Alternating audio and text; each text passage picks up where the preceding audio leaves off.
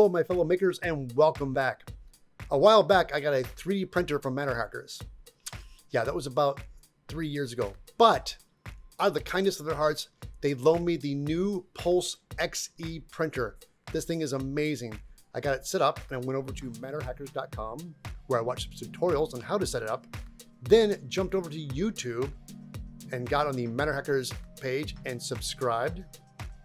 Since I'm relatively new to the printer and a lot of 3D printing veterans are out there, to get a better detailed review on this printer and what it's capable of, check out my friend Joe Telling, aka 3D Printing Nerd.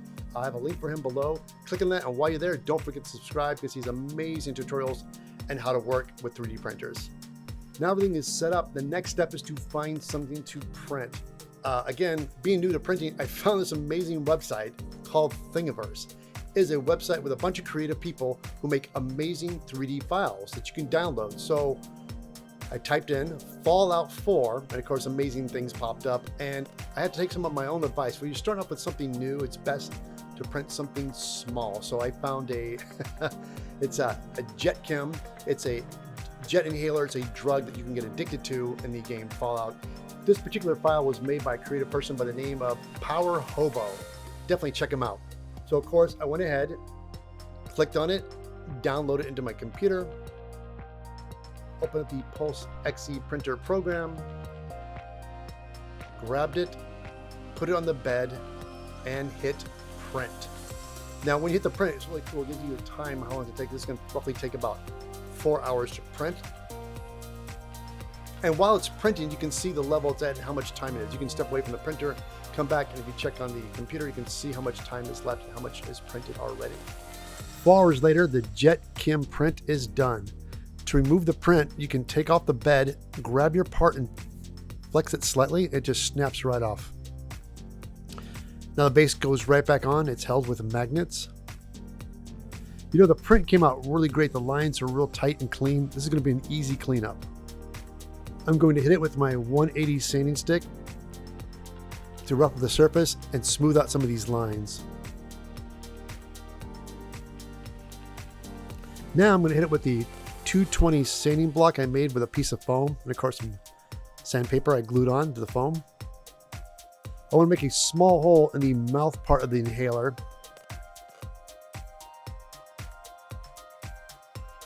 Then I'm going to insert an armature wire. This will allow us to hang it in the spray booth. Okay, I got most of it smoothed out. Now we're going to spray on some sandable primer. The primer I'll be using is the Rustoleum 2-in-1 filler and sandable primer. Put on several nice, even, heavy coats. The primer is dry. It looks pretty good. There's a couple of spots. I'm going to hit these guys with some spot putty. To apply the spot putty, I like using a metal spatula.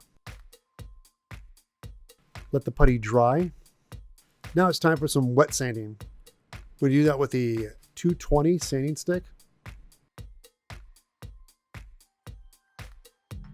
I'm going to go back in with my 180 to hit some of these trouble spots.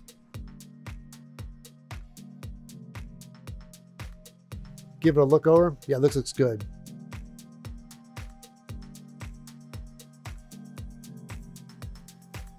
Now let's give it one more even coat of sandable primer.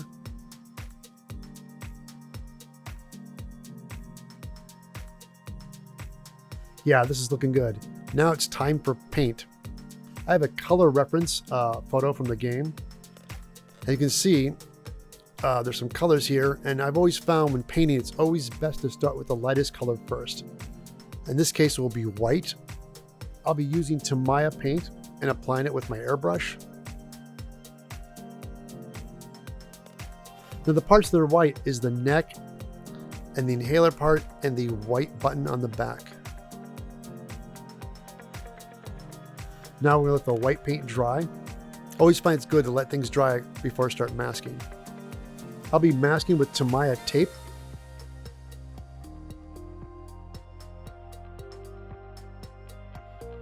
And for the back of the button, I'm going to use a bigger piece of tape and I'm going to cut it to fit by trimming it with my craft knife.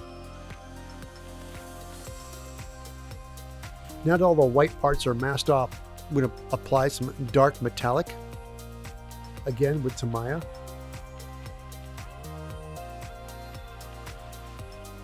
Let the dark metallic paint dry. Now for my favorite part, demasking.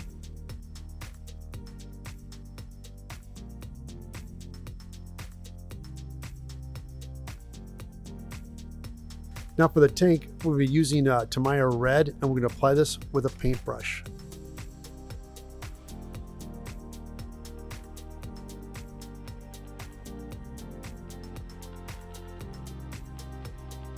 Now let's reinsert the armature wire again so we can hang this in the spray booth so it can dry.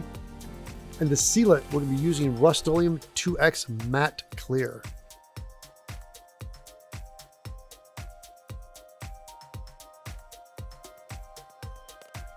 Now it's dry, let's do some aging with some black and burnt sienna oil paint. We're going to mix them together, apply them with a brush. Now do a little bit of fading with a soft bristle brush and smooth it around.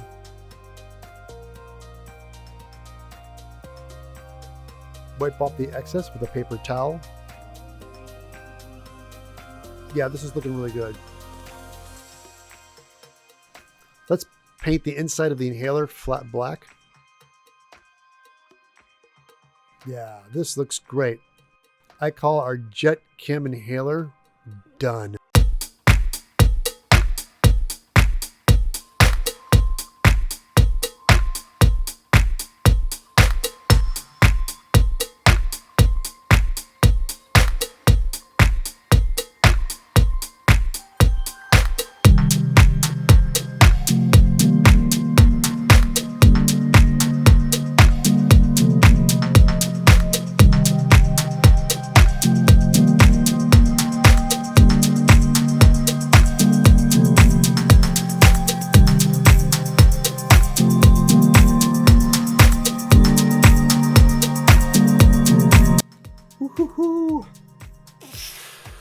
Wow.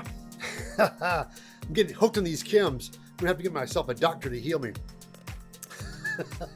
Again, everybody, thank you so much for watching my first finished 3D printed prop from my Pulse XE printer. Again, from my great friends over at Matterhackers.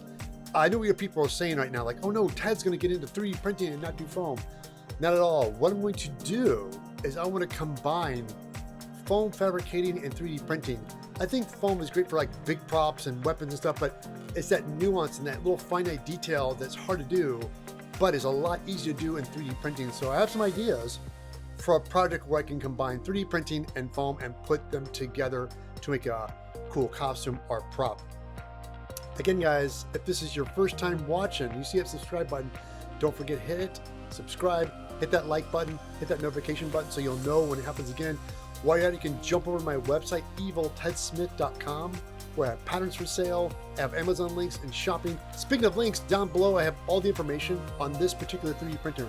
Guys, Matterhackers made this super amazing printer, but they have tons and tons of printers in all different price ranges for different things you want to do. So if this one's cool to you, definitely check it out. I have the link for it below, but check out the website completely, guys. They have tons of things on 3D printing. Tell you what, this has been exciting. I'm all ready to jump into my next project, combining foam and 3D printing together. And when that's going to happen, be sure to follow me right here on the Evil Ted channel. Another great way you can show your support, you can pick up some of my merchandise on my Teespring shop.